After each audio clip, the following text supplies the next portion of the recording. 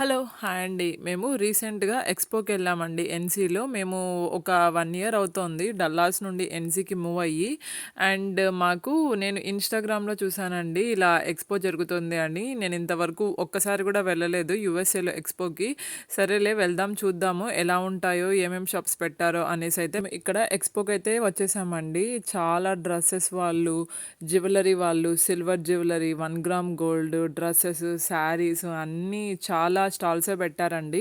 నేను కొన్ని స్టాల్సే పెడతారనుకున్నాను. కానీ చాలా పెట్టారు. నేనైతే పెద్దగా ఏమి షాపింగ్ జేయలేదండి. పెద్దగా గాదు. నేనసలు షాపింగే చేయలేదండి.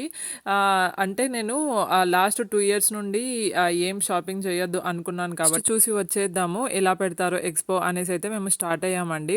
కానీ మీరిప్పుడు చూస్తున్న ఈ స్టాల్‌లో నాకైతే ఒక నెక్ సెట్ అయితే నచ్చిందండి. నాకైతే చాలా బాగా నచ్చింది. సో, మీరిక్కడ చూస్తున్నారు గదా! ఈ పర్పుల్ నెక్ సెట్ అండి. సో, చోకర్ లాగా ఉంది.